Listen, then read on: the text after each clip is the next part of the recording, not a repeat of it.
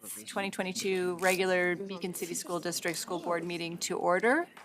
Please stand for the pledge.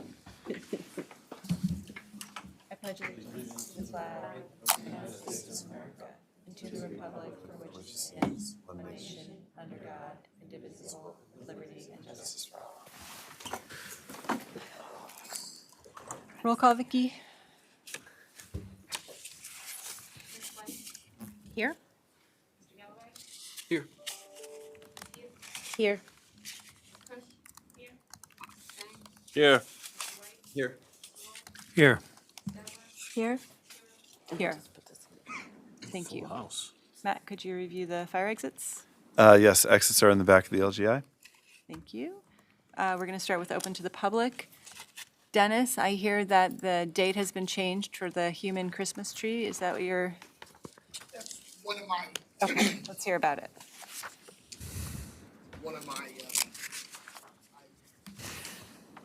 just for the boards, who was not here, last time. I've been a community member for over 50 years here in the city of Beacon. I've been doing a lot of events. All my events are very diverse and inclusive, as people know that of my events. And I'm doing a human Christmas tree. Now the date has been changed to November 27th, 4 o'clock on the Pop Warner Hill. So you can make it, and the students can make it. Student representatives, please get it out to your classes. So that's one of my comments I had to say today about the change on that. Dennis, where's the Pop Warner Hill? It's coming down the other side of the hill there with where the Babe Ruth field is. Memorial Park. Memorial, yeah. Thanks. Okay. Okay. My second comment is tonight that I wanted to, I'm here to represent a few neighborhoods in the city regarding the comment that was made at a previous meeting in regards of changing Columbus Day to Indigenous People Day. And my feedback and the comments are as such. A lot of people were not against it. They just can't figure out why it's got to be one way or the other. Why can't it be both Columbus Day and Indigenous People Day? And or if it's got it, you have to do it like that, why don't you put it out for a referendum? Because you're just representatives of the people. The people's voices need to be heard, so put it out for a referendum and let the people decide on that change on your calendar. I believe that would be a way to do it, the right way to do it. And also, a lot of people have come here and wanted a lot of their topics on the agenda, and it just strikes me that a person came here, made a suggestion, and it made it on the agenda for discussion. Not tonight's agenda, but it made it for discussion about it. And a lot of people have come here, including myself, to discuss for 8 consecutive years. I have no kids in school. I'm not married. I like to look out for the youth. I've been doing it for quite a lot of years. And requesting this district to do mock drills and tabletop exercises as provided by federal law and Project SAVE under former Governor George Pataki. If you don't know what Project SAVE is, Google it, because it says in there, we're not only supposed to do an early go-home drill, we're supposed to do tabletop exercises and mock drills and that. That's a federal law. One of the former superintendents said we don't have to listen to Project SAVE. Well, you do, because it's a federal law. Look it up, get educated, learn about Project SAVE, because that's what I go by, that's what I follow. And we're not doing it. We're still not doing it. It had to get someone in Albany to pass a law to have active shooter training or training in the classes, but you're still not doing the drills and the tabletop exercises to go along with it. So that's my comments tonight. Thank you. Thank you so much, Dennis. Okay, seeing no one else in the audience, we're going to move on to our workshop. we're going to hear about what's happening during our professional learning day tomorrow. I was going to do student school board members after, but Afterwards, advisors. huh? Yeah, Okay. is that okay? You guys can hang around for a little while longer? Okay.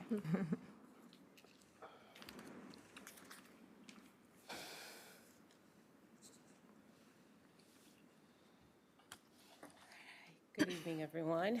And I realized that I matched the PowerPoint. That was not by design. I was just thinking about what I didn't have to iron this morning, so it's not a coincidence. So tonight, I wanted to talk just a little bit about tomorrow's our professional learning day. It is one of 2 days that we will be hosting in Beacon. The next one will be on March 10th. And this is for all teachers and staff. The format of our day, one of the things that we try to do is that we try to provide the teachers with opportunities to be in content-based workshops and then have some opportunities to actually work together to kind of debrief on the workshops, on the learning that they have done, as well as give them an opportunity for collaboration. They also have an opportunity for certain electives. So it's kind of like a 50-50. And that's something that was agreed upon last year between the district and the teachers union, particularly after COVID. Teachers don't normally get a lot of opportunities to collaborate together, particularly if you think about our secondary teachers. Even though they're just across the street from each other, it's very hard for them to kind of come together as a department. And then our elementary schools, the way they're spread out geographically, they don't often get an opportunity to have all kindergarten together or first grade together. So this is a unique opportunity when we have these 2 days when they can work collaboratively. So I want to go over just some of the things that we're going to be doing tomorrow as a district. So I broke it up as best as I could in terms of department as well as levels. So our English language department will be working tomorrow with Dr. Javon Hunter. One of the things that he's going to be doing with our English department is that he's going to be working on the next generation standards alignment.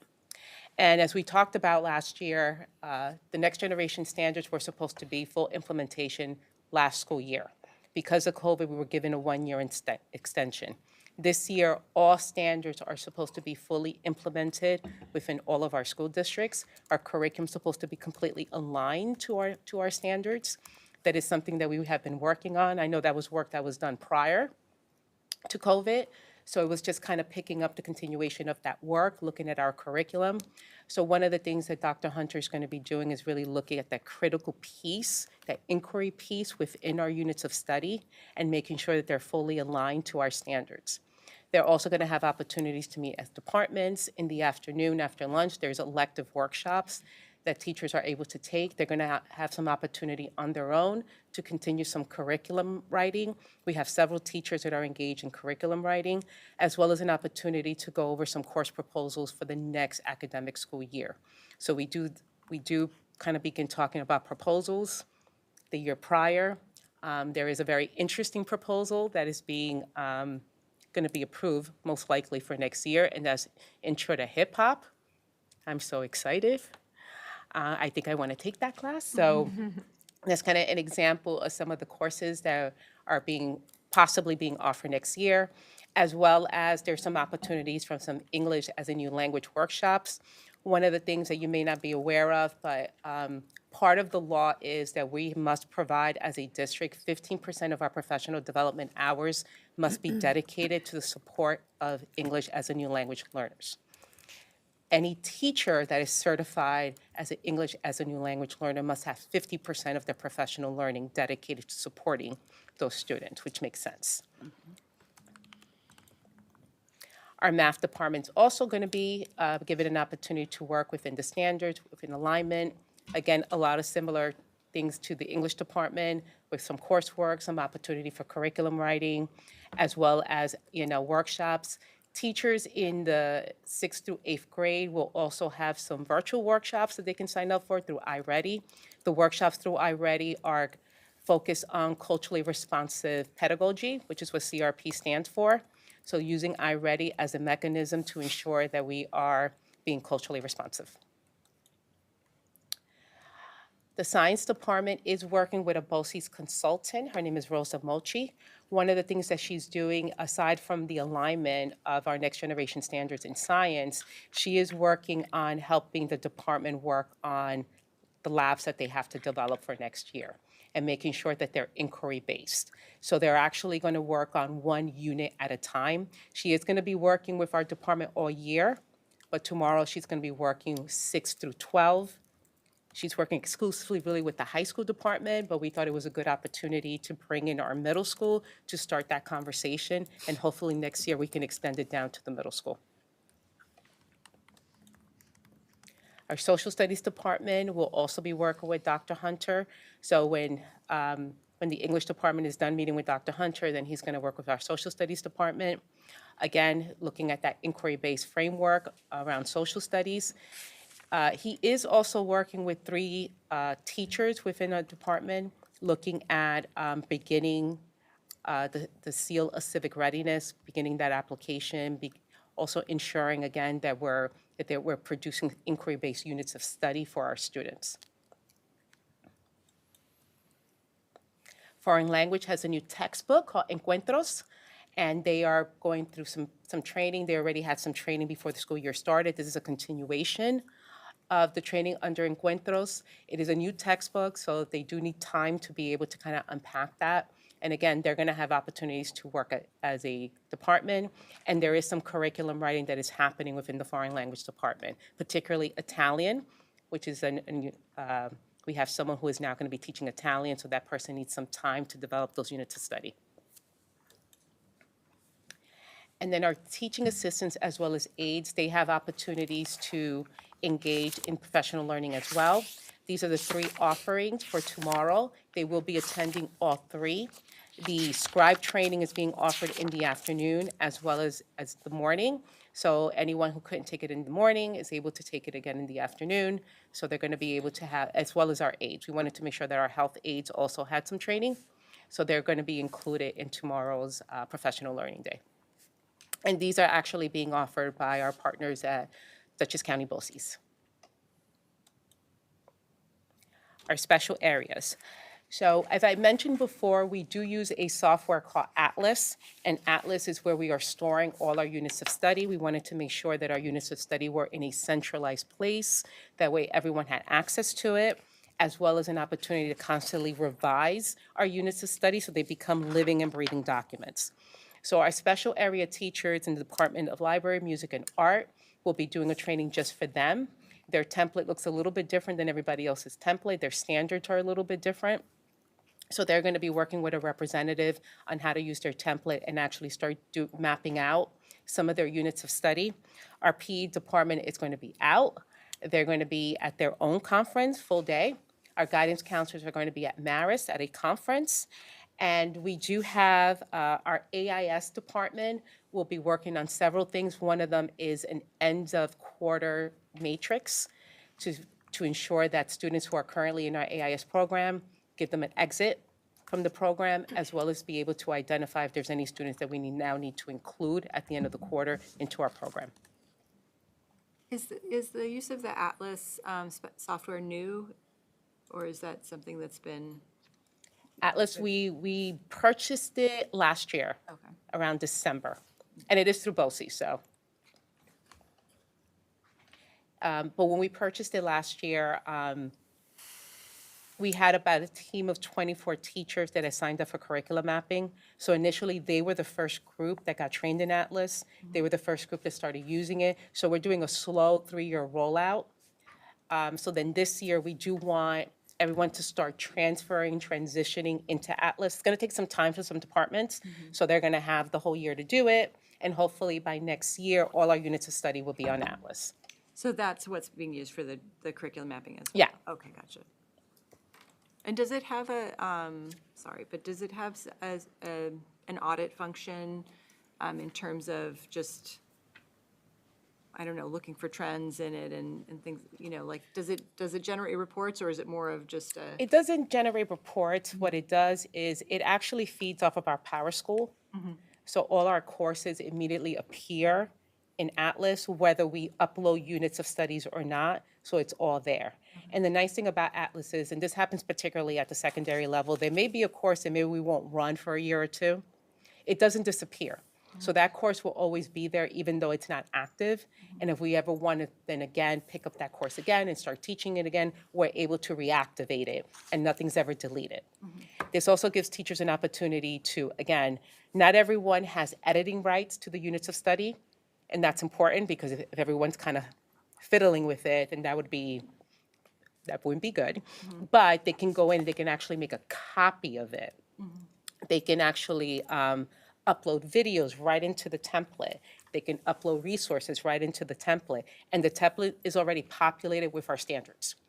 So all they have to do is they can select their standards, which is the first thing that they have to do. The standards are just checked off in a scroll down. They immediately pop up. There's a section for cultural responsiveness, for CEL, for assessment, so everything is in one area.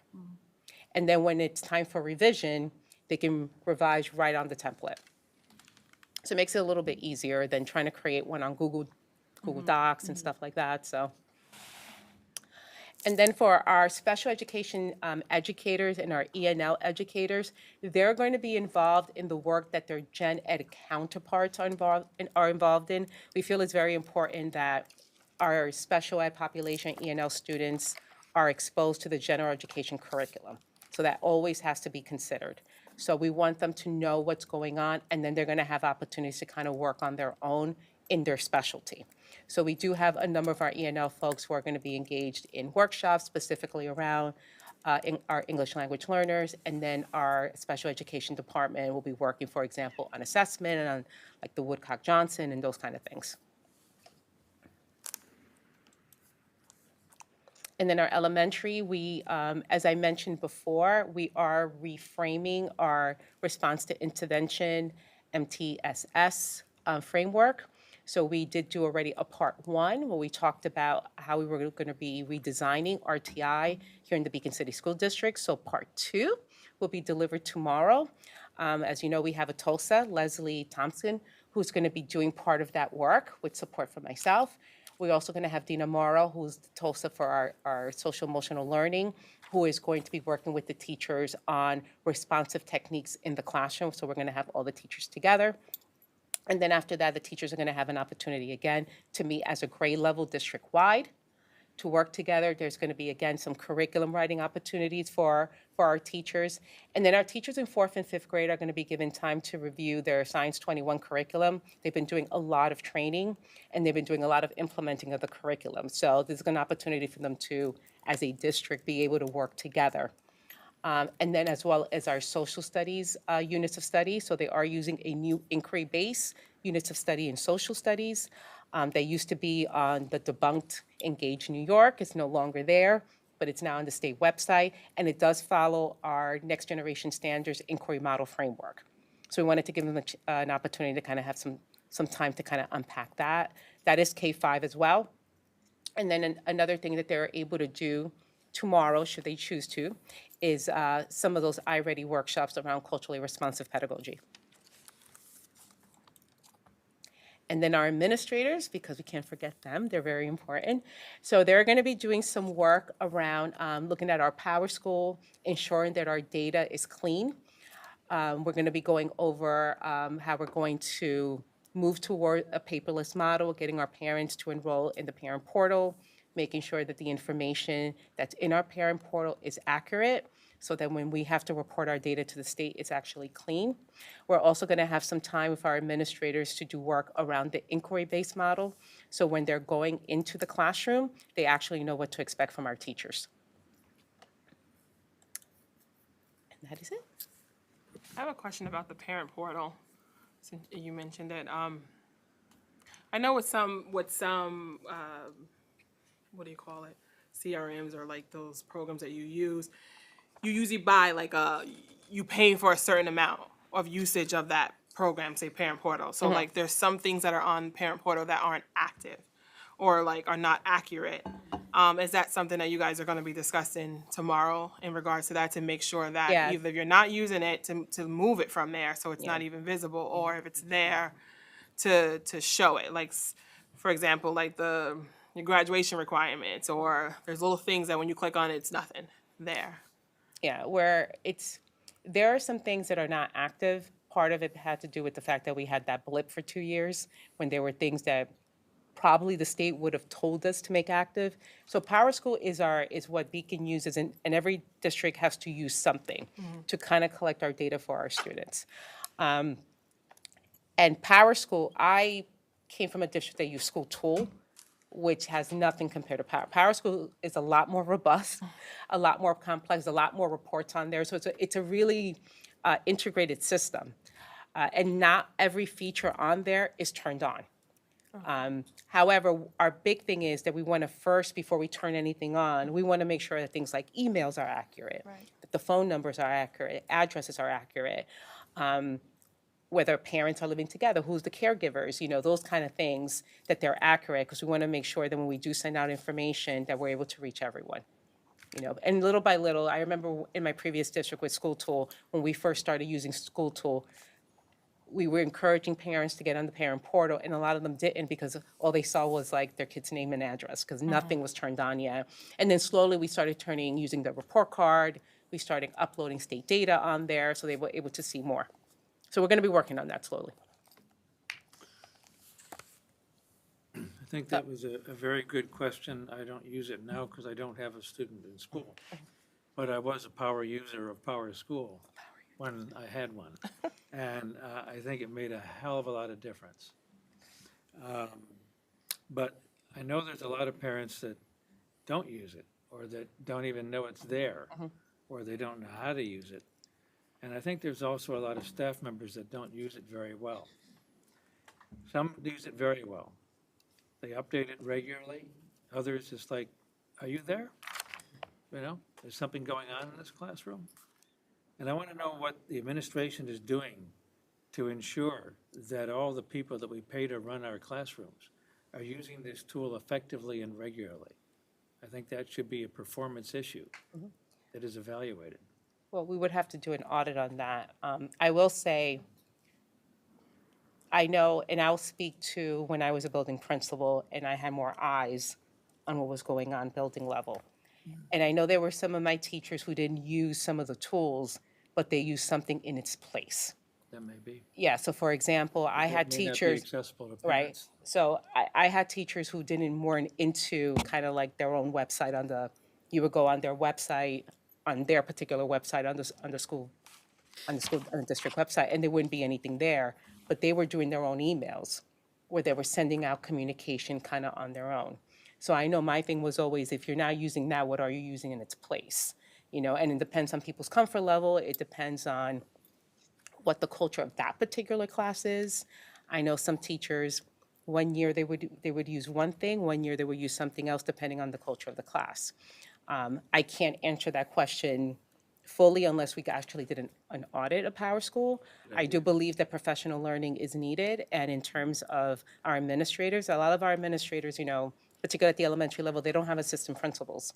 So they're managing the buildings kind of on their own. And we have to find time, like I can't pull them out of their school during the school day and do training because they have to run their buildings. So trying to find time, that's why we're kind of doing this. So I said, there are no kids in the building. Let's kind of pull some of our folks together that we can't really pull out of the buildings and see if we can do some professional learning for them as well. And I include myself. I have to learn PowerSchool. I'm very familiar with a different program that was a lot easier. So this is something that I myself have to educate myself on. I know there was a gentleman. Yes, sir. I have two questions. So, are course proposals open for student suggestions? Why not? I know that there are several teachers that are involved in the course proposals. One of them is Mr. Johnson. He may be someone that you want to maybe tap into. I can give you the list of some of the teachers who are involved. And if you wanted to meet with them, it's for you, right? Well, yeah, like our student class. Yeah. Also, this is like a general concern to bring up from like the student body is to bring our AP classes to an earlier grade level. Is currently in like our junior year, 11th grade classes, our AP course load and like advanced placement course load is all stacked into 1 year, which like proves to be very stressful for that grade level. And if we could bring it back, I know this is like some parents' concerns as well, but students doing sports and all that. If we could bring our like classes down to 9th grade and up, because AP classes by College Board are provided from like 9th grade till 12th. So if we could like lower like current requirements for like prerequisites for courses, I think that proved to be like beneficial to a lot of students, and it'd help like reduce stress level in schools. Boy, you know what, that's something that I will meet with your building level principal, and good suggestion. Thank you, appreciate that, thank you. It's been a minute since I've been in high school, so appreciate that. Not that long, though. Yes, you see all the signs? Yes. The you mentioned pedagogy. I'm gonna mispronounce it. Pedagogy.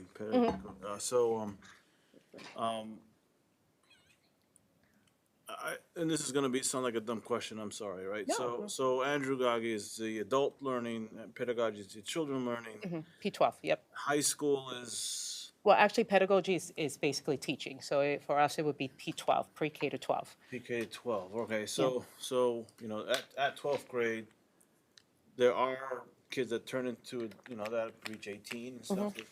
So how does that transition from high school to college? Because college, obviously, they're not doing pedagogy there. Well, yeah, It's like more like a free for all sometimes, right? So, how do we? Is it like some sort of gradation where we shift them towards adult learning in the high school, and then how do we better prepare them for college? Well, actually, that is something that we try to begin as soon as the students enter. So what we do in P12 is the whole goal is career and college readiness. So there are some things that we start preparing our students as soon as they walk into the classroom. So for example, in pre-K, which is all exploratory, there we're teaching them how to maintain eye contact, sit in a chair, share, really actually, I think we do a good job of that whole inquiry-based model really in the younger grades where we're letting them kind of explore and question. And I think we lose a little bit of that as we get older. In the older grades, we want our students to be more independent and want them to be able to be better problem solvers. And actually, the state is actually addressing that with our standards. So the whole point of that push towards the inquiry-based model is so when they get to college, they're able to manage college better, and able to manage careers better. Because inquiry is about you figuring out the answers to questions. It's all around a question and an essential question, and discovery. And even if it means that discovery leads you to the wrong answer, then you get an opportunity, okay, it didn't turn out the way it was supposed to turn out. What then do I have to do so it turns out differently? Because when you think about science, science is all research. Not all research turns out the way the hypothesis is, that's all it is. It's a question, right? So if we look at education as a whole in that same way, we teach our students to then, when they go into college, that's the expectation in college, that they're able to be independent thinkers, that they're able to be logical, that they're able to manage their time, that they're able to problem solve on their own. So we kind of start that from the very beginning. Some students need more time than others, because the one good thing about American education system is we do account for our late bloomers, unlike other systems where as soon as they hit a certain grade, that's their track and they can't deviate from that. So No, thank you. I don't know if I answered your question or not. No, you did partly. The other part was the Andrew Gagi. Well, when does that phase in? Do we phase it in? Do we stay clear away from it? The what? The Andrew Gagi part. Like I said, if you look, for example, at our math standards, you're going to see algebra in kindergarten standards. It's not the way you would see algebra in the 8th grade standards, but it's that clear thread, algebraic expression you see throughout K-12. So there are certain things, we introduce things at all grade levels, but appropriate for that grade level, using vocabulary that's appropriate and teaching techniques that's appropriate. Okay. Okay. Thank you. Well, it's supposed to be appropriate. It's slightly off topic because we opened up this discussion a little wider than the professional development day. But because we're talking so much about college readiness and things like that, I remember I had a note from the spring that we were going to also have some plan for our students who maybe weren't tracking for college presently, but, you know, some program for them to access the GED? Oh, we had, I'm still working with the high school on it, but we do have, we were approved last year for it. So I don't know, and we had talked, actually, we talked about it in, I want to say in the summer, Yeah. because we would need a guidance counselor and administrator. There are certain things that we have to have in place, certain number of hours that the students have to do. So that's still in the work, so we haven't abandoned that. Okay. Do we have a time frame for when it, Not yet. because it wouldn't capture students who might be in that position right now? Possibly. Okay. Any other questions? I have a question that you don't have to answer tonight because I don't know if it's too long, but I am very curious to hear a little bit more about the Seal of Civic Readiness and what that's entailing Yes. to put into place. So I don't know if that's a workshop on its own or if It's you- kind of on its own because there's Yeah. several different Yeah. seals of, well, there's the seal of civic readiness. We also have one, we actually have a seal of biliteracy that we actually have now. We have some students have already gotten it last year. I think we had 7 students get the seal of biliteracy. So what I can do is I can prepare something about all the different seals that New York State is offering, and then kind of go over everything with everyone and talk about what we're offering and what we're exploring. that would be great. Sorry, in a future, presentation, I'd still like to know how we're doing STEM stuff, increasing our STEM offerings or integrating the STEM curriculum and stuff like that. Well, I can answer that right now. Again, Science 21, I could actually send you the website. The work that's being done there is fully aligned to the New York State standards. And this nice thing about Science 21, that this was all created by true science teachers. So it wasn't like a company that created these modules. This was actually through PNW BOCES. They worked with a company that was actually instrumental in creating the next generation standards for science. They're also going to be the one doing the new assessments. So teachers got together, they created these modules. They've gone back, revised the modules, and they did it slowly. So the first modules that came out were kindergarten, and they piloted that. And then the year after that, then they added first grade, and they piloted that.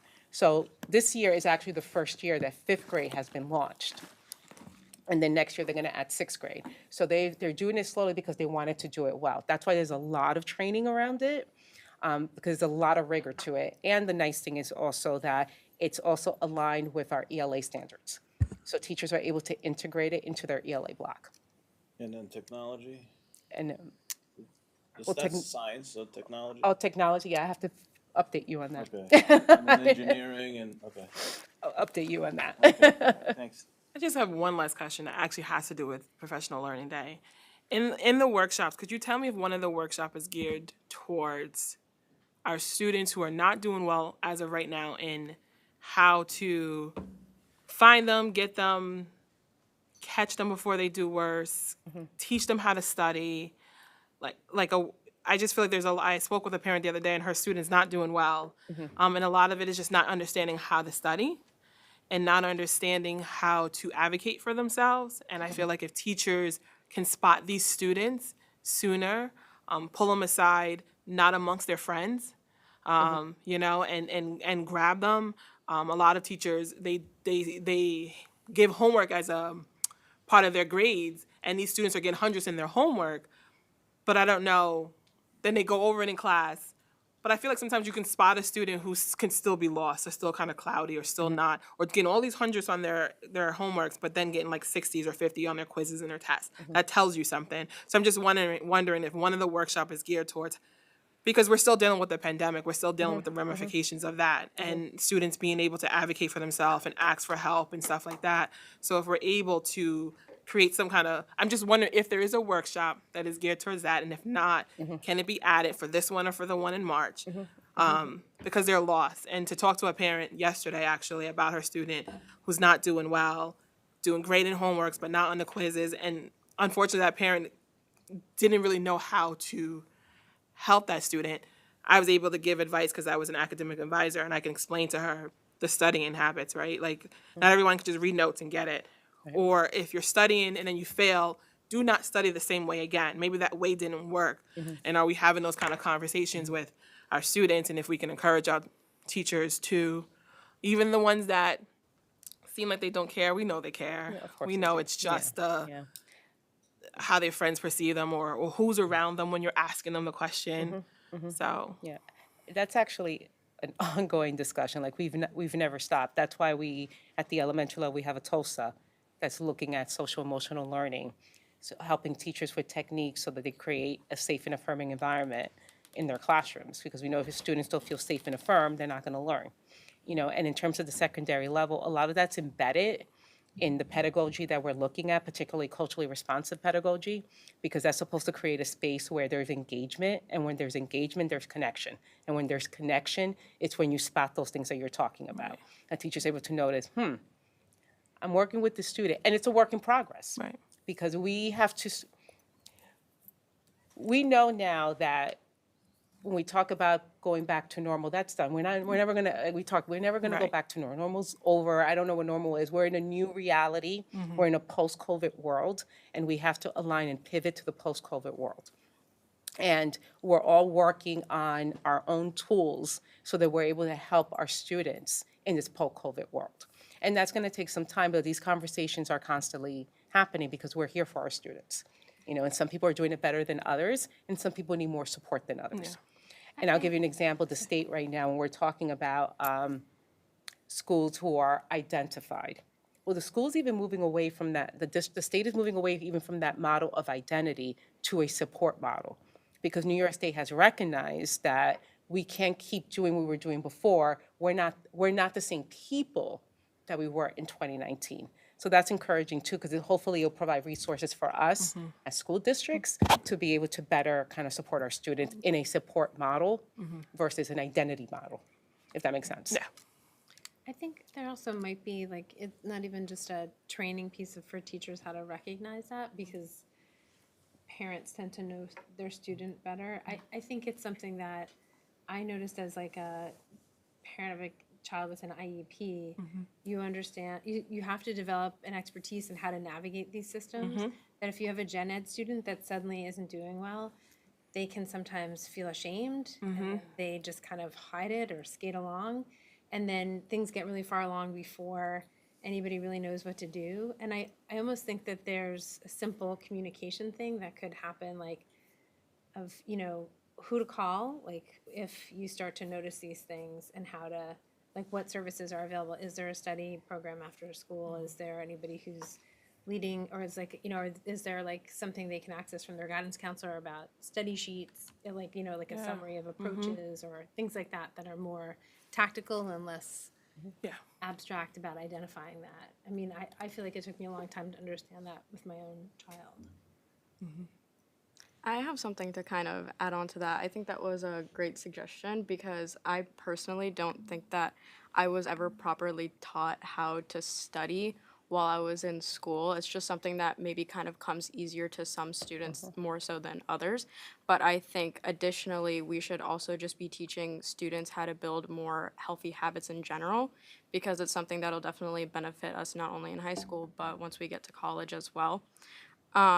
So also to add on to the whole like college discussion, I do think there should be additional resources in teaching students who are ready to move on to that sort of college pathway, like what are the next steps that they have to take. Because now as a senior, I kind of felt maybe a little bit lost in the process of like where to go. I was like, I have no idea how to do any of this. And I know that's especially difficult for some students who have parents that potentially have never gone to college, so they're kind of just like new to the whole process. And I understand that there's guidance counselors as well, but I think it's really important to emphasize that sort of one-on-one time with students to really guide them through these processes of like becoming an adult.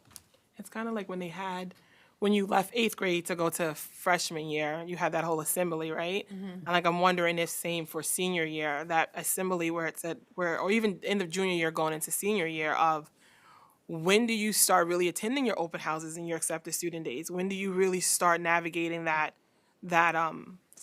application, and what does that look like? Because a lot of students, they don't, and there are a lot of first generation students who their parents do not know what's to come next. They lean that onto the guidance counselor. They figure the guidance counselor is going to tell you exactly when and where and how you need to apply. Same thing goes for scholarships. We know that there's so many scholarships out there. I mean, so many. Even to the point with the PTSO, they do a scholarship and only like 3 students maybe applied to the scholarship. So it's kind of like back to that how-to guide too as well. Just now end of junior year, going into senior year, these are some of the things, not all, but of what you should be doing in preparation and preparing them for college. So all the other stuff that we're doing from kindergarten to now, that is, I think, a thing that's kind of missing to what's next. And then some students have it and they know their legacy, or if their family has gone to college or works in higher ed and kind of knows the path, but there are a handful that do not. Can I just jump in? We have one of our principals sitting in the back, and I thought we had some specific questions about, like, who does a parent go to, like with Alina's scenario or Kristen's? Like, do you want to jump in with that? You want to come up to the... And Not to put you on the spot. exit. This is your reward for coming tonight, Mr. Dwyer. I did not wear this to work today, but so I think, Ms. Cush, that the point that you raise is really important. And at the high school, we're really trying to tackle it in 2 ways. So the first, and this is something I was actually talking about with the student advisors last week. The first is thinking about the transition from middle school to high school and the really different expectations around what students need to be kind of accountable for in high school and the increase in what they need to kind of manage on their own. And so we're talking a lot about what the second semester of 8th grade, the summer between 8th grade and 9th grade, and then that first semester of 9th grade, like what that should look like. So in the past at the high school, there's been kind of like a 2-week program for rising 9th graders.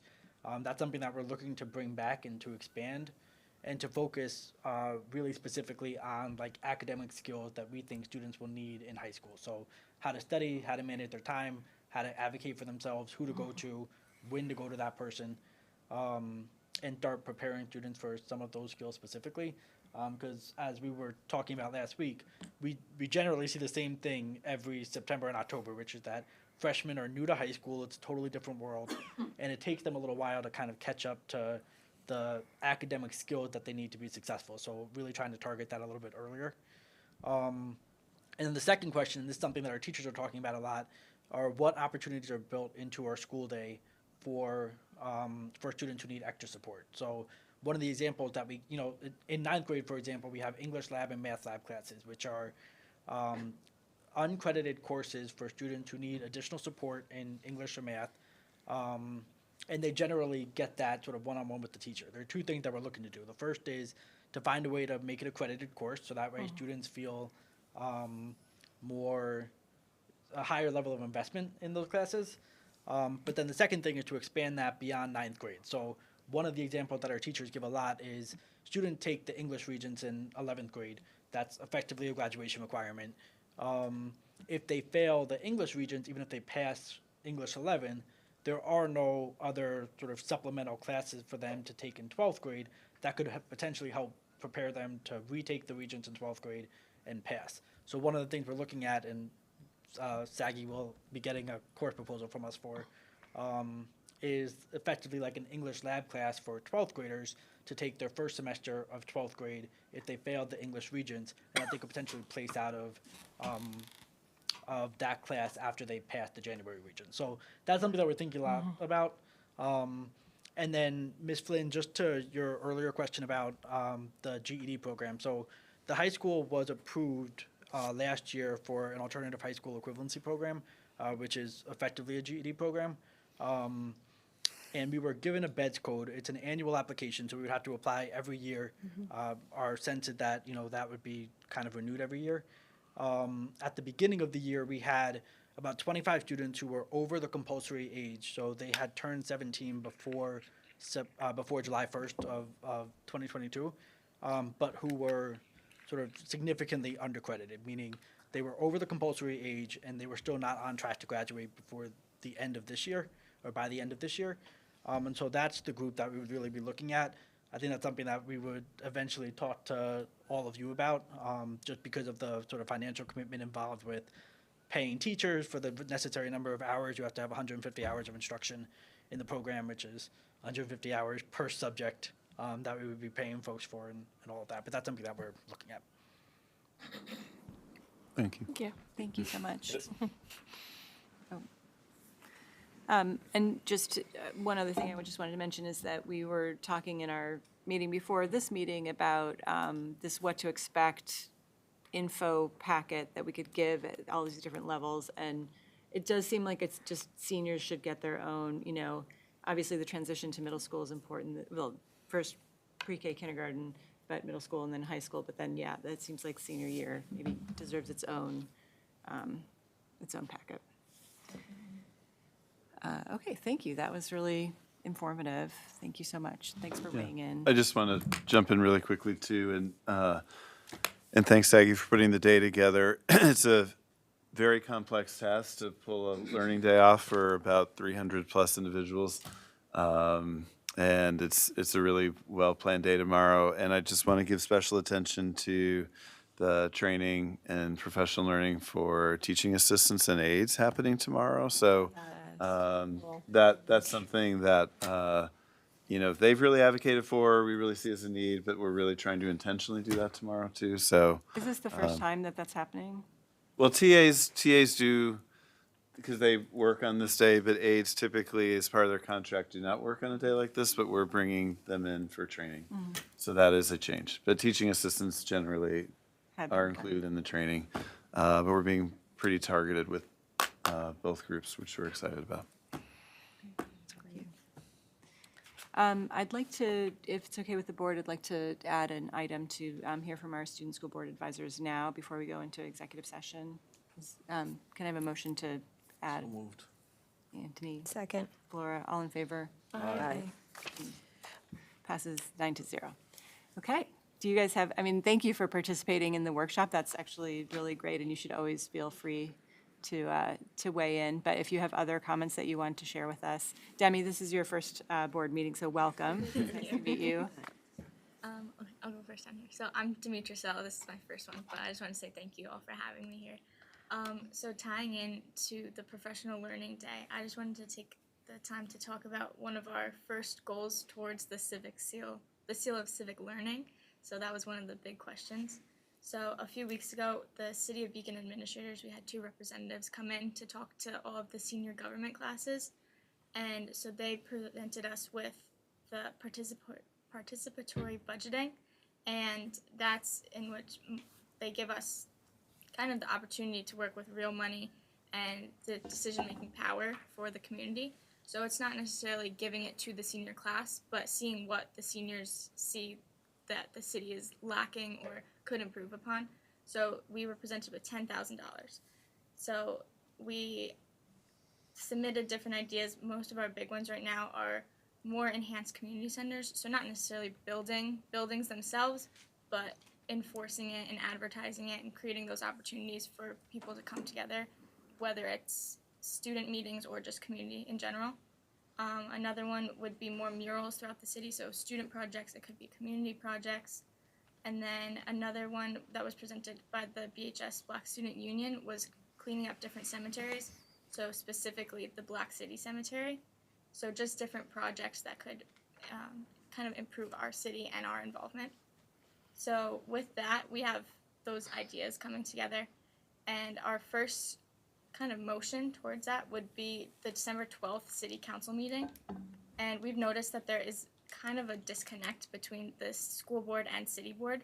So we want to work towards that by bringing in the students to present these ideas themselves and present why we think that we deserve our voice in that money. So again, the big connection and overall, not just with this project, but including the city in our school decisions essentially. And then in preparation for this course, the Seal of Civic Readiness, it's more direct involvement and firsthand educational experiences, and experimental learning is a big one as well. So Mr. White was our city representative, Mr. Chris White, and he agreed that there just needed to be a more open connection between both boards and the students as well. That sounds great. I think that's amazing to be able to kind of pinpoint within your city that you live in where you see or where you can help or where you see a deficiency. And that's big for when you go on to the next level, if you decide to go to college, like having that civic engagement and being a part of that and this course or this opportunity, helping you guide you there that's pretty cool. And I think that there's two things. One is, as a board, we can reach out to the city and, try to raise issues with them. It's not nearly as effective as when you hear from students. It's very hard to turn down or look away from a group of, young people who are very earnest and really care about what they're talking about. So that's a very powerful tool that you have, so definitely use it. And I think something else that people, Beacon is a place that a lot of people have moved to from other places now. It's become this very attractive destination. And something that I've noticed is that if people have moved here from a big city, they think of government as something kind of abstract, and they don't really pay attention to it, and they just think it's something other people are handling, and they don't really participate in local government. And things like paying attention to decisions that are made on a local level, how money is spent, where resources are directed, what decisions are made to improve or, do anything for a city is a really important skill to learn, because you'll carry it through to wherever you live, whether it's here or someplace else. You'll learn how to look at a city council agenda. You'll learn how to look at a planning board agenda. You'll look at which company got tax breaks and why, and where that money doesn't go to and why. And it'll become really important to you because it'll make a difference in your life. I agree. I think there was a lot of students we asked, there was a Google form sent out, but then I privately went and said, what were some things that you all talked about or you saw common? And people were like, wait, this is real? That the money was real. They thought it was a theoretical project that they were presented with. So the fact that it is real and that they are actually listening to us, I think if we enforce that, the students will feel more listened to and want to participate. Great. I have a question. So you have to make a presentation December 12th? Yes, so we have a couple ideas right now. The ones that I mentioned, the cemetery cleanups, murals, and community centers. So those were just a couple. We're gonna bring those to their attention, and then December 19th, we plan on voting for the actual funding. They will vote. Or They you will vote, yeah, so You we'll will present. vote or they will vote? Yeah. They will They will vote. They vote. will vote. They'll vote. Yeah. So December 12th happens actually to be one of our school board meetings as well. Yeah. I don't know what the Age-old timing is problem. for when they have to present versus, if they present first, can we delay ours And see them, is that what you're thinking? and see them? I don't know. Well, I'll reach out to the city council and find out more about the schedule, and we can see. If nothing else, I was gonna say we can all go to the 19th board meeting and see the vote happen. I definitely would like to support it. Yeah, for sure. It's too bad Craig's not here. Oh, Craig, you're here. I didn't see you. When did you come in and I missed you? I'm sorry. It's been here since the beginning. Oh, that's right. You were talking about Power School. I apologize. And Anthony, you're the Power School power user. But I feel like if you did do the cemetery cleanup, there's a historical society which Craig is a part of, and you can look at which residents are buried there, and if you might notice a prominent grave or a prominent name or something, that's always. President's granddaughter's buried there in the 1 1/4 North Walnut. What's that? President's granddaughter's buried there. I don't know her name. Interesting. See? Yeah. Cemeteries. Right, well, I'll find out more about the city council meeting, but that's really exciting to hear. Yeah. Who's next? So I just wanted to quickly bring up something. So I'm not sure if this is something that could be addressed at the Professional Learning Day tomorrow, but I just kind of wanted to talk a little bit about the restorative counseling that's happening here at the high school. So it's kind of a program where it just provides a safe space for students to sort of talk about their emotions and resolve conflict before it actually ends up turning into violence. And I thought that this is something that we should definitely bring to the elementary schools or the middle schools to sort of deal with this problem earlier on, because I feel like high school students, especially the upperclassmen, are sort of set in their way of thinking. And when you bring it to the younger students, it will allow for them to learn how to deal with problem solving and conflict resolving before they lash out and take it on to other students, because we have noticed a huge increase in violence in the high schools, especially after COVID. So I think it would be really good to like put more emphasis on that so that we can sort of decrease the amount of violence that's been happening. Yeah. Part of the day is dedicated to that, so we do have someone at the elementary level that is working with the teachers on responsive techniques within the classroom that are restorative. And the middle school right now is actually looking at programs that model what's going on in the elementary school. We know that the middle school is different than elementary school, so we're trying to find something that's not babyish for them, but also appeals to the fact that they're growing. You know, middle schools have very hard time where everything's changing. So there is a responsive classroom for middle school, and there's also something called second steps and peaceful schools. So there's a lot of different options that we have to work through, but absolutely we are looking into that. Yeah. To add on to the college readiness factor, it's just like a general thing that have a help with the help of Mr. Dwyer and NHS. We've started a like student-led tutoring SAT program where a certain number of SAT tutors, like all students, including me, we create lessons and help students like learn the SAT, and it's so far it's been going good, and we've like had one lesson, and that's just a general update of what's happening in school. That's great. I saw pictures. Yeah, it was really, it looked like it was pretty well attended. Yeah, we had around 15 to 20 students attend. That's great. And how often is it going to be? I think we'll be doing meetings every Thursday. Nice. Alejandra, did you have anything you wanted to add? Well, thank you guys. It's great to hear from you. Keep up the good work. I had a question for them. Oh, I'm sorry, of course. So, are you guys comfortable on that one little table there? I mean, maybe if it was a working little well. bit longer, it might be a little bit. I think we could get a little tighter. Yeah, I here was and thinking, go because like, ahead. I'm, Yeah. I'm a, No, yeah. I'm was not gonna giving up any of my space. This is my real estate. We'll When I figure get it home, out. I'm like We'll work this. on the. I need this much, or else I won't feel comfortable and won't feel safe. Distancing. We'll work on different table Okay. arrangements. Yeah. Thank you for thinking of us. Okay, great. Well, thank you so much. Thank you for coming. Yeah. Yeah. Could I have a motion to adjourn to executive session to review the employment history of a particular individual? So moved. The board will return in about a half hour. Wait, Anthony and Eunice? Comments or questions? All in favor? Aye. Opposed? I'm also in favor. It passes 9-0. I can say quiet. You guys can- No, she's.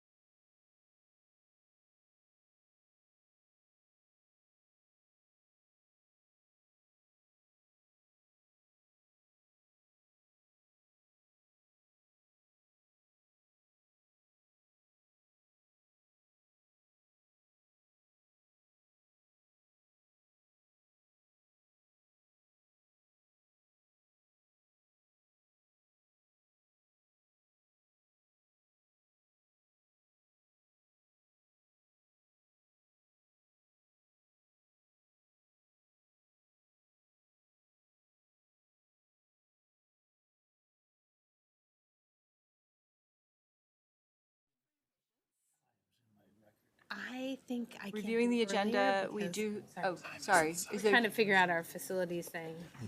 let's talk about it during Sure, yeah. board comments? Is it, I mean, about when the meeting will be, or? Yeah, because I think yeah, go ahead. Okay. There is one addition to the agenda, and it is, in 12.02, there's another committee meeting, the PRAL meeting notes have been added. There is no one in the audience, so I'm going to move forward to the superintendent's report. Thank you. I'll be really quick tonight. First, I want to just congratulate the boys soccer team and Coach Seaman for their regional championship win on Saturday. They are going to the Final Four, the semifinals for the Class A this weekend coming up. Furthest the soccer program's ever gone.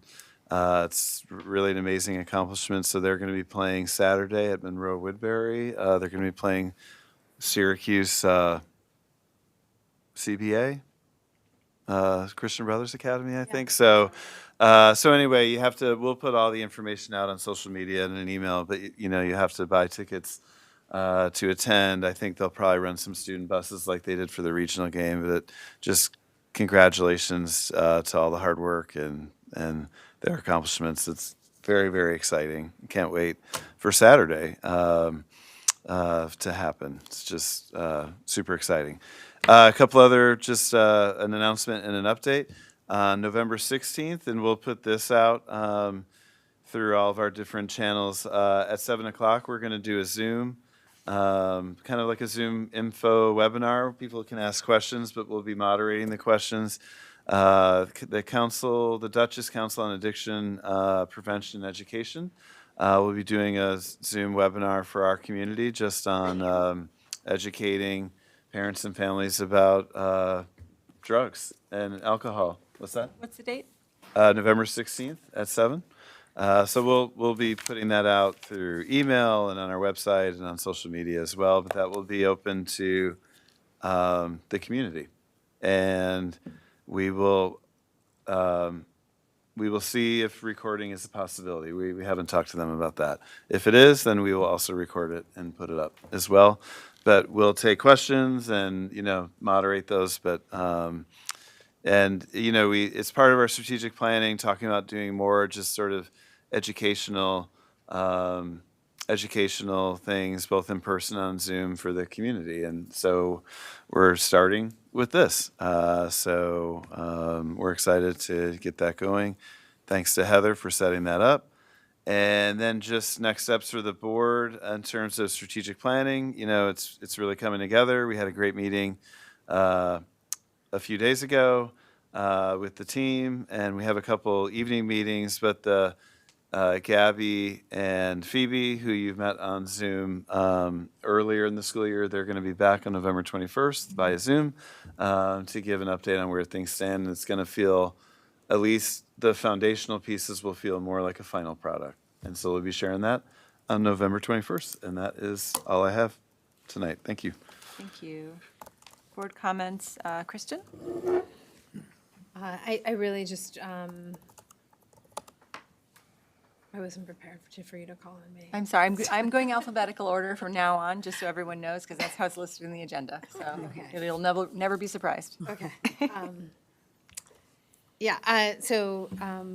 Just, we were talking about the facilities meeting. So I know that we had talked about trying to do the audit and the facilities on the same night, right? And then we were gonna start earlier. And it was gonna be on the 17th, but I can't start earlier because I have a work commitment.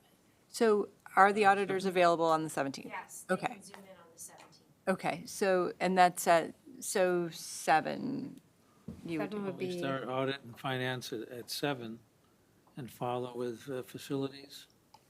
yeah. I mean, So the one 7 thing is, Yeah. I'll have to confirm because I might have something I have nothing scheduled yet, but I had to leave open the evening of the 17th. But I could, if nothing scheduled, then we can move forward. But if it's, So you may not be available at all, yeah. What was the date? November the 7th? 17th. Uh-huh. But it's also not decided that it's like I'll know in the next couple of days. basically. Okay. Well, I guess let's leave it on because we've been trying to get this on the calendar Yeah. with the auditors. At 7? That Yeah, would work 7 for would them? be there. Okay.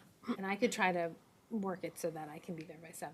It's just that if something schedules and I'm Yeah, not fully in control of it, then. sure, I understand. Okay, great. And then we'll, I mean, we think we need maybe an hour and 15 for that, and then at 8:15 we'll do facilities. Sounds good. Okay, That's it, that's all I have. okay, great, thank you. Or do we have Tetra Tech lined up? The engineer was supposed to be here today to do some preliminary. But they'll be able to do the 17th. I'm not 100% sure, but I could, We'll double check. We did mention the date to them. yes. Okay. It's always good to have a date that tends to hurry up the schedule a little bit for somebody, so. And both meetings are a little bit robust, so that was why we were a little concerned about it. Okay, Yeah, maybe it's a we lot. should bring extra coffee or what? Yeah, for sure. Well, and we may have to change it, but let's just leave it for now. See if we can do it. John? No comment. Eunice? Thank you. I'd just like to say that the District Wellness Committee had its first meeting on the 27th. And we, thank you, Dr. Chadwell. She was facilitating the meeting. And we basically are reviewing the district's wellness policy. So we had members just discuss what they'd like to see, but we started just reviewing some parts of it, and that's what we're in the process of doing. We are also waiting on figuring out future dates. So that's about it. Awesome. That's it, thanks. Thank you. Alina? I just want to say that I was very happy with the students today that came in today. I think that they were well prepared. They were engaging to the workshop in the beginning and just answering and asking their questions. And a thank you to Corey. I mean, he's not here now, but to be able to be here, answer our questions, and just feeling, just providing them with a little tidbit of what's going on at the high school. But other than that, that's it. Thank you. Anthony? I just want to say congratulations to the Oh, I'm boys. sorry, Antony. It's the alphabet. Started, he can go on, I guess. Sorry. He just. Anthony Tsang. All right. Good evening. Ew. Sorry about that. For whatever part of that was my fault. So good evening. The next policy meeting, I think, is still scheduled for the 5th of December, right? The Monday. And I know SAGI has been throwing some dates for the equity committee meetings. I think the 15th, 29th of this month and December 6th of next month. And then there are some dates that were on the calendar from before, January 3rd, March 7th, and May 2nd. I guess those are up for discussion. And the 29th session could be dedicated to those folks that want to focus on a BOE policy, and it could be, and all these meetings could be virtual. So that's the report on the equity front as well. Thank you for all. I also, I think we got board appreciation, but I do want to thank everyone who's helping, who's doing their part to have this school district run. We're elected officials sitting on this table, but we're not there every day. Attending to all our children's needs and the educational needs, sometimes their mental health needs, and from everything from administrators, teachers, the non-instructional staff as well. I just want to thank everybody as we're going into the holidays. So Could you tell me what time the policy committee meeting is going they to be? usually start at 7. 7. Okay, great. Thank you. Anthony White. Sure. All ears. All right. Time to shine. I actually have something I think. I'd like to congratulate the Beacon soccer team. They're doing a tremendous job. It was nice that they beat Section 1 because the saying was we left section 1 because we couldn't advance through section 1, so it was nice to beat section 1 there. So I think it was a good morale booster to the district, knowing that, you know, the competitiveness of section 9 is similar to section 1, and we could still compete with section 1 at times. Went to the NYSBA conference up in Syracuse. It was very informative. I'll do the negative feedback first. I thought the breakout sessions were too aligned to the sponsors. The rooms tended to be small, overcrowded. The larger sessions were really good.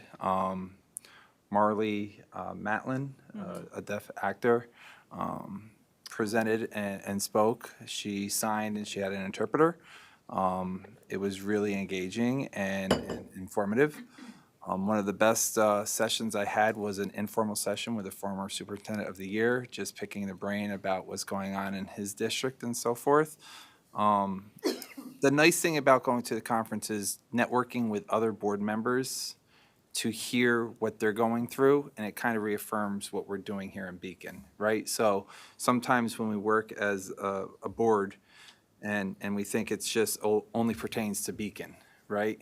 And when you network with other boards, you hear that it's not an isolated event to Beacon. It's statewide, right? And I'm sure if we went and it was a national conference, it would be nationwide of the issues that we're facing and the student achievement gaps that we're seeing.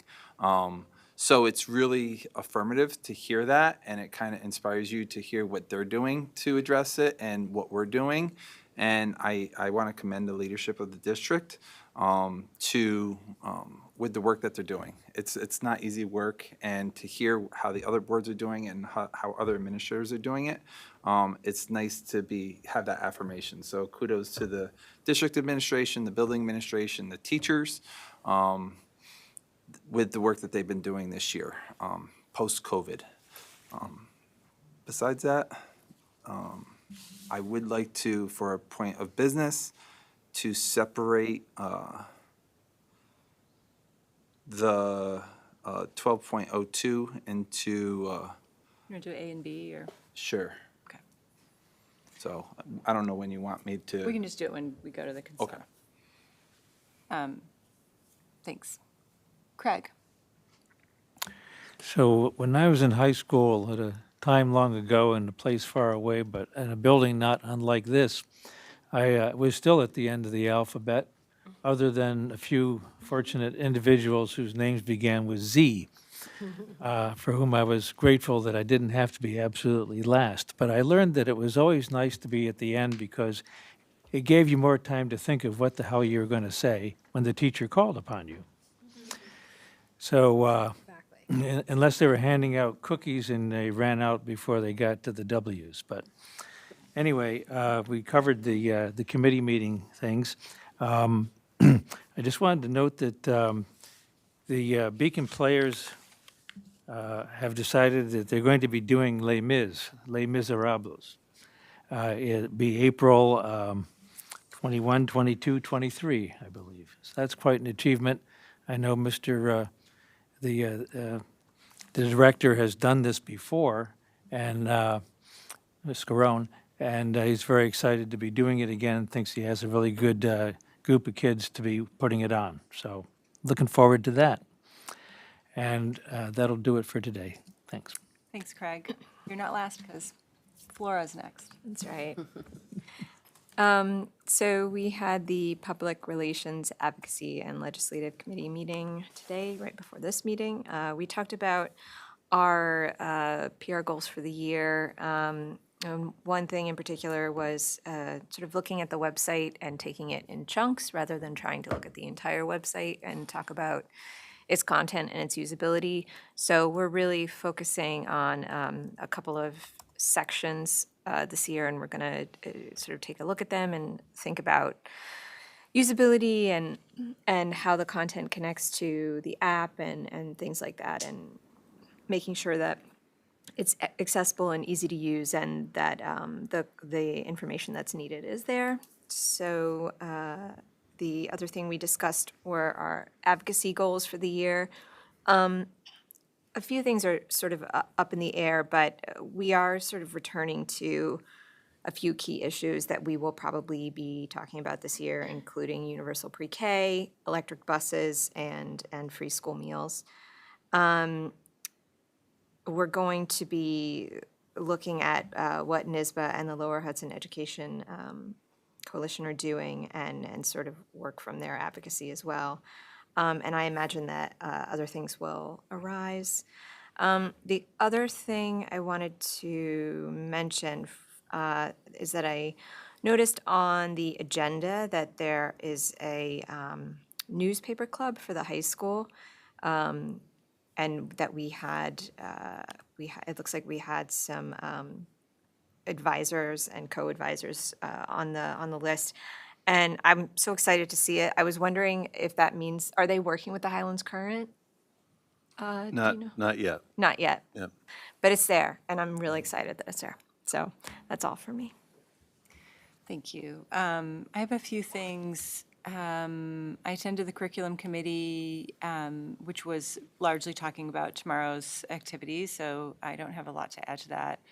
I went to NYSBA, which was, I totally agree with your feedback. The other thing that I wondered if you thought is that I thought the most of the workshops could have been shorter, and so they could have had more, because it just felt like some people were trying to fill the time a little bit more than that, but.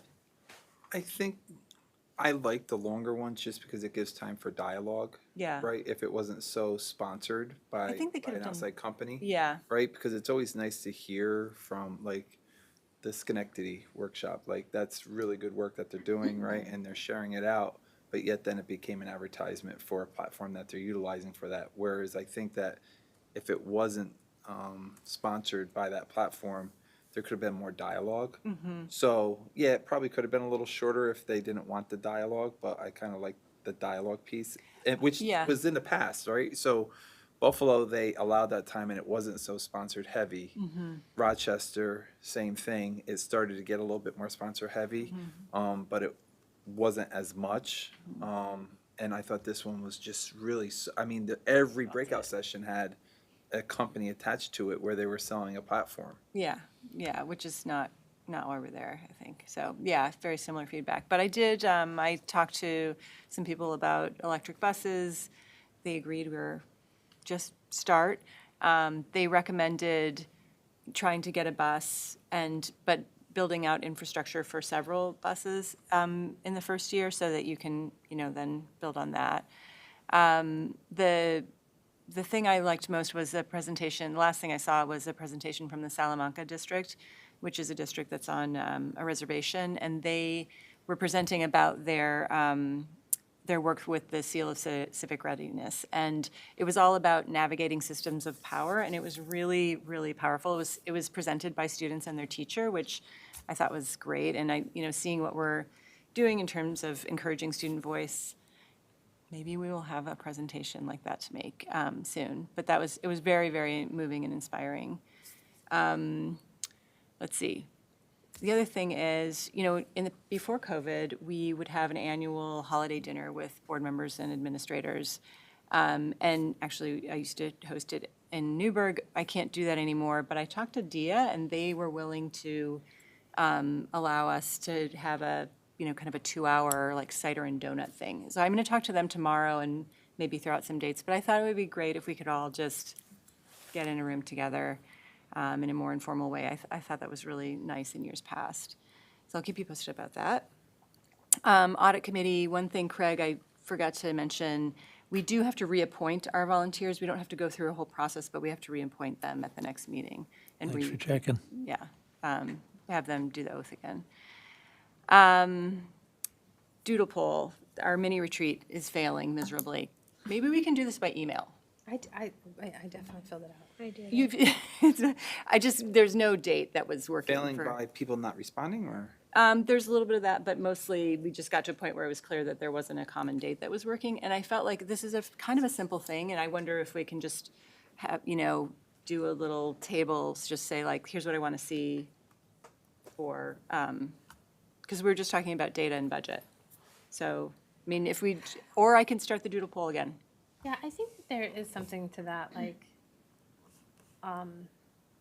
we don't do anything over email, really. No. Business, and it's almost like, I feel like if we had some sort of long-term planning documents or something, like, even like a spreadsheet of like what we cover and topics, like that planning for the year, then, and if we already map out, because there's some things that are repetitive, so if we had like kind of a schedule where it's like, if we think in terms of like the budget like when we have budget presentations, we know we're gonna have school building focused presentations, those are kind of always on the calendar. So if we put those in, then we could see if there's any topics that align with that. Like we could all like if we had a shared Google. Yeah, I mean, I think it's something, whatever we come up with, we would want to memorialize in some way. So maybe we start with that, and then we can come back to getting together or doing like a very short workshop before a meeting or something if we can't get it together. But it's just, I feel like it's not that big a deal, but I do think it's important for us to put down these thoughts. So is everyone okay with pursuing that, or do you want me to try? I can totally set up another doodle poll. We'd probably get into January because I know everyone's getting busy in the next 6 weeks or so. I'm fine either way, whatever is easiest for you and everybody else. Is anyone against pursuing this through email? The only issue with email is, right, you always have to read the chain to see where it started from, and then you're following up with the changes to make sure you don't repeat something somebody else said and Yeah, stuff. I'm actually thinking of not doing it in a paragraph format. So it would be more like, I was actually thinking Laura could help me set up a table. Yeah, So it's like just a like, Google- like a you're- Google Sheet. Yeah. Yep. I can help you set that up. Yeah, so, And then we can share it, right. and then you can add. It you know, might we can all actually have make for a editing more permissions. robust conversation when we get to it, if That's everyone what- sort of thought about it and put down. As long their- as it's not, like, I despise those, like, oh, is anybody available the 29th? And then, oh, That's no, why I I am, but can did- you do the 6th? I know, but that's why I did the doodle poll. I responded to the doodle poll. I know. That worked for me. But everyone's We're not busy. talking about can we do doing it that now? way. I think we're talking about like, Can we just come because up I with think a what date? we're, I'm willing to try anything. I think what we're trying to do is like, and I I think mean, more I'd like- like to say, you know, Mondays we have set aside for board meetings, like, can we do an alternate Monday, or can we do an hour before the board meeting or something? I mean, that was, okay, so I'll do another doodle poll and we'll just. Oh, wait, did we decide on that, or are we, I think we should I'm not a start fan of with- the emails on the sheer fact that if you're gonna write what you're gonna write, but if I have no context for me personally of what you're saying, Right, as it's over my head. Yeah, This right, whole, yeah. whole Well, that- email Yeah, chain, so the Google discussion Doc. might be really important at that point. Okay, so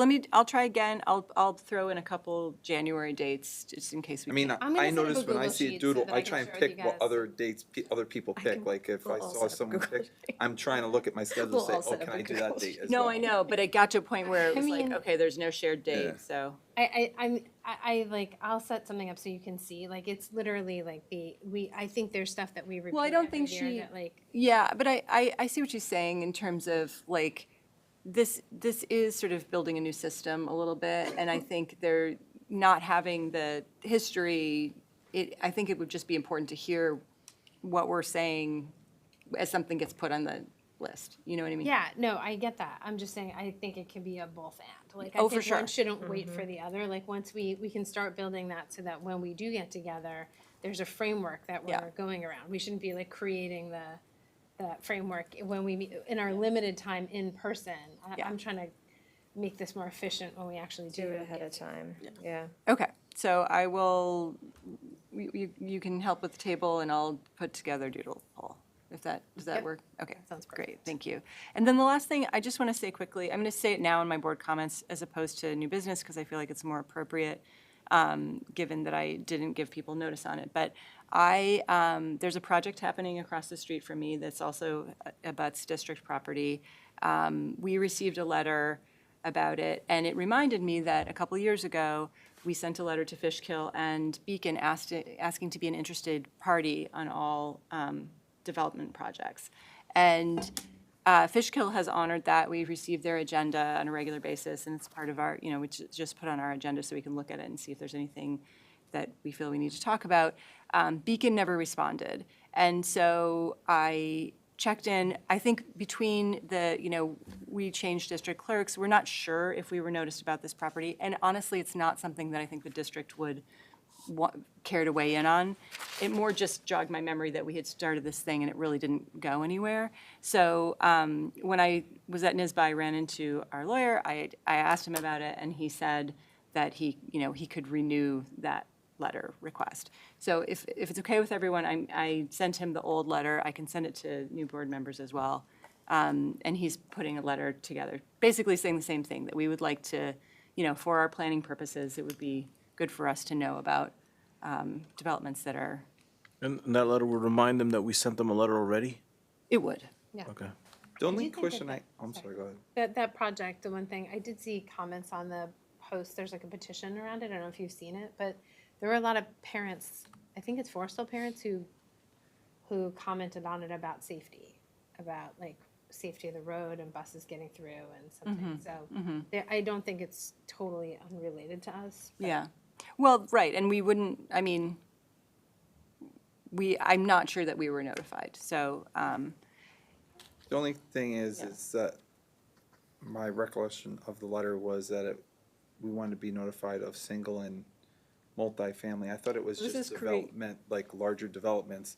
And the letter also stated that our enrollment, to plan appropriately for our enrollment if it's going to increase, when I think that we just recently had a presentation where we showed our enrollment went down by 13.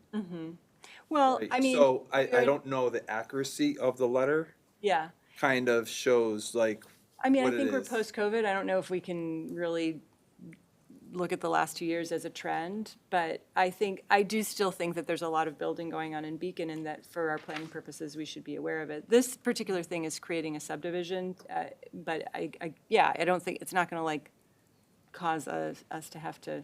Right, I thought the intent of the original letter was for major development projects, That is not true. for single and multifamily Yeah, housing. that is true. So And that, this letter that was there had single and multifamily housing.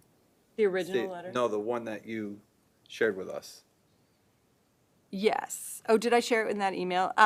Yeah, well, and the one, I will say, I like that Fishkill just sends us their agenda. I would almost like to amend it to say, can you please just send us your agenda, but. The part that I'm worried about is that we're asking for something different than what we originally asked for. Because we're asking for major development projects, and now we're including single and multifamily housing. So we can plan appropriately for the district, but our enrollment is going down. Right. So, like, I think there's a fine line as to, we need to be able to plan appropriately, and if it's gonna impact the district, they should be sending us it, and which includes the larger development projects. I don't think that the single family or multifamily should be part of it. And I think that the part saying to plan appropriately for increased enrollment doesn't really pertain to single family or multifamily housing. I think that the two things. One, I think originally we wanted to be noticed about seeker, so that was one of the reasons why we hadn't been prior, and the city had not been doing school impact studies. So as a practice, we kind of wanted to see them develop that, part of the seeker process and actually do school impact studies on larger projects. I think that now there is something, that came up in audit. You weren't there the other night, but we were talking about like the changes in the cost of living here and the relative shift in terms of like assessed value. And so we wouldn't be renewing the same thing, but maybe we do put on the agenda then that we just get noticed about things that are on the planning agenda so that we can start to be aware of any shifts in the city, like demographically, economically, so we can start planning appropriately for budget reasons, because I think that was something that we talked about like kind of extensively at that meeting, and that we're trying to do like this thought process where we kind of come back to the meeting planning for our audit, like kind of calendar for the upcoming year around specifically what are we concerned about that will impact the budget, and those increased property values are definitely on my mind. So I think it would be good to just have a pulse on like everything that's going on so we can start tracking that better. But so it would be an amended letter, it wouldn't be the original letter, and we'd all have to agree if we want that. But I do think that, I understand what you're saying about enrollment, I totally get that. It was more about like a seeker thing in school impact and claims of tax impact. But now I think we need to be aware of everything that's being building and changing and increasing property assessed values. Because if, 3 or 5 new homes go in and they're selling for over $500,000 each, then that raises the value of that neighborhood, then suddenly we have higher assessed values for homes because it's sort of that like comparables thing, and then doesn't that impact our wealth index down the road? It may, but it's also gonna help because it's a bigger tax base. I think there's some nuance in there. And then if the assessed value is going up, it's gonna help us with collecting more taxes. Well, I mean, I'm not saying that like a good or a bad, it's really about planning. Right, I think it's more about impact, not qualifying whether it's good or bad. Right. But I think that there is an impact, and so it's important for us to Just be tracking that stuff. Why don't Dan was supposed to get the letter to me today. He did not for whatever reason. You sent it to us, though. No, I mean, I didn't get a letter from him. You didn't get, then You what said letter am I something, letter referring to the to? planning board. I sent the one to you from 2 years ago. Yeah. Oh, So, I can see what he came up with, and I can put it on new business in the future. Should I just do it? There's no urgency on this, so, okay. As a related question, if any of these planning boards consider a pilot program for any development, that would have an impact on us, and we have to track those, of course, in computing all of our annual numbers. And it wouldn't necessarily relate to student load or anything, but it would be a financial question. And I'm just wondering, are they required to include us in discussions? They're not, and it's not the planning board that has that discussion, but there was a NISBA resolution asking that we be part of that conversation in the future. I don't know, if that will happen, but who? A resolution where? And the NISBA resolutions, they're proposed resolutions that they then use for their lobbying purposes for the year. Oh, what I mean is, are we being advised of any proposed pilots? Because you can go to a public hearing and comment on those. We are not, no. So, I mean, Yeah, maybe maybe that needs to be, added And to. we don't have standing necessarily on some of this, like that, the letter was where specifically related to having standing with seeker. Seeker, But yeah. this would be, especially given the feedback that we received from, the city administrator to our students, that we're looking for an increased engagement across, cooperation across the two bodies. The one thing that that comes to mind is, DocuWare is relocated to Beacon.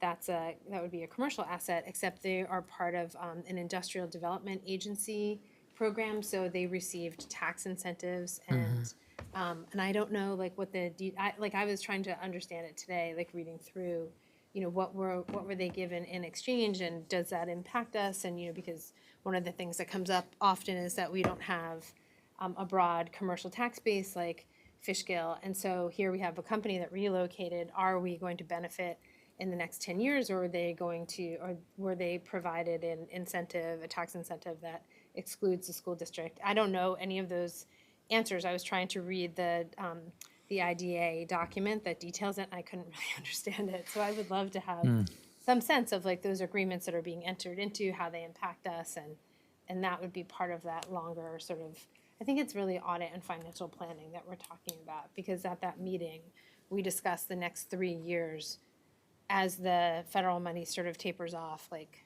what does the future look like and how do we start planning for it to be really smart?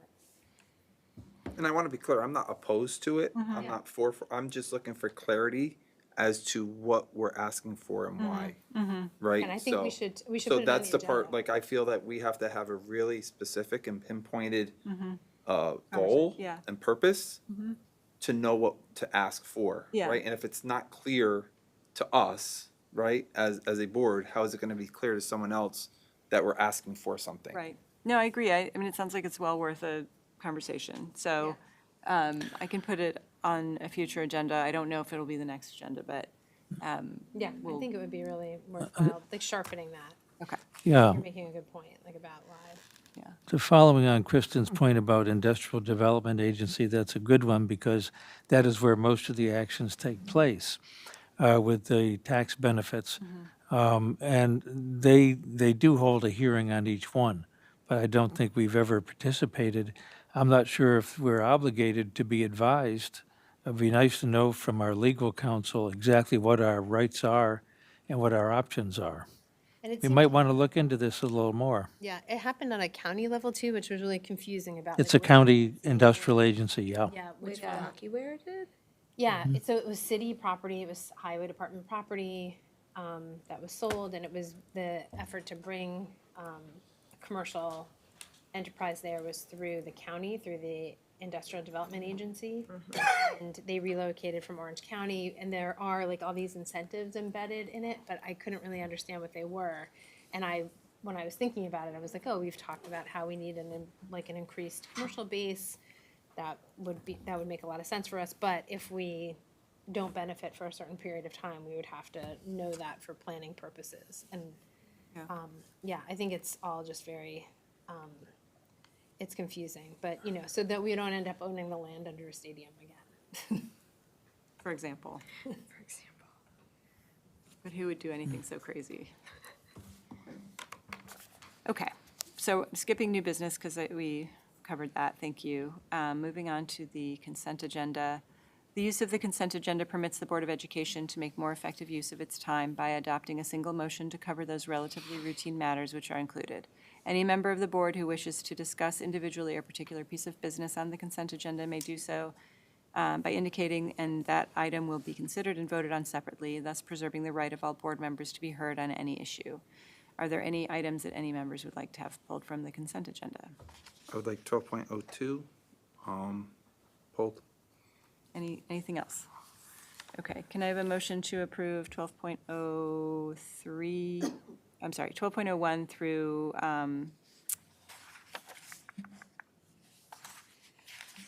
1603, So moved. less 12.02. So moved. Kristen, is there a second? Second. From Flora. Any comments or questions? All in favor? Aye. Opposed? I'm also in favor, passes 9-0. Can I have a motion to split 12.02 into 12.02A, including Audit, finance. audit and finance and Policy, pol- PRL. So moved. hold on a Oh, second. sorry. Actually, audit and finance was submitted by Anne Marie. That's what, I took the three that were submitted by district personnel. Audit, finance, policy, and PRL were all submitted by district. Oh, employees. sorry, okay, gotcha. Okay, so that's 12.02A. And then 12.02B is PRAL. No, I'm sorry. Facilities. Facilities, sorry. So can I have a motion to split those? so moved. Second. Anthony and Alina the second. Are there any comments or questions? I'm just going to, just so we're clear, so 12.02A is audit, Policy. policy and prawl, and 12.02B is facilities. Correct. The reason why I'm asking for it is because I do not vote for minutes that are not taken by district employees, and the facilities was, the minutes were submitted by Meredith. So I asked for it to be submitted, separated, so I can vote separately on the 4 different minutes. So we have to say whether we're going to vote in favor of splitting it now? Yeah, we're voting on the split, and then I'll do them separately so that Anthony can vote no on my minutes. Okay. So, all in favor of the change in them? Aye. Opposed? Nay. Yeah. 3 opposed. Wait, so And who was in favor? John, were you in favor or opposed? I'm sorry. Of just changing the agenda? Or abstaining. In favor, that's fine. Okay, so. I'm confused. Okay, so, That's what I was just saying. 2 years ago, I created a procedure for committees, and one of them was that we would have minutes that would then be posted to the agenda to be more transparent to the community. Anthony, I don't think you voted against it, because in it, it said that the minutes could be taken by an administrator or a board member. But it passed. And so, ever since then, if there are minutes that are submitted by a board member, Anthony votes against it, even though it was approved by the board. Gotcha. So I sort of disagree there. But so basically what you're voting on now is not even the minutes. You're voting on whether or not to split the agenda so that Anthony can vote his no on the one thing. I agree. You agree too? He can, yeah, if he wants to vote his notes. Okay, so we have, and Nay. nay. Okay, so then, and you're Nay. nay. Craig? Aye. Aye? So that's Nay. 4, 5 nay. How did it change from 3 to? I voted against it. And Flora had voted against it. I had not voted. I did, yeah, Okay. because I wrote my notes, so it just doesn't So, seem. so 5 against, single and just to it be out. clear, that's Anthony, Right. Kristen, Eunice, Flora, and me. And then 4, which is John, Anthony, Alina, and Craig. So the motion fails. So now, I make a motion, Just we vote on pass the thing. 12.2. so can I have a motion to approve 12.02, the minutes to the board committee meetings? So moved. Second. Anthony, second by Flora, all in favor? Aye. Where was Opposed? comments and questions? Oh, I'm sorry, comments or questions? Yes, I have a comment. Okay. I would like to make it noted that I'm voting no due to the fact that the minutes on the facility committee meeting were not submitted by an administrator. Even though the board approved. There's the- procedures, but every time it's voted on, it's a separate vote, correct? The procedures are what the Yep. procedures are, and it allows for Gotcha. either or. Gotcha, I've heard your comment. Are there any other comments or questions? Okay, all in favor? Aye. Opposed? Opposed. I am in favor, passes 8-1. Can I have a motion to adjourn the meeting? So moved. Second. All in favor? Aye. Opposed? In favor, passes 9-0. Have a good night, everyone. Passed.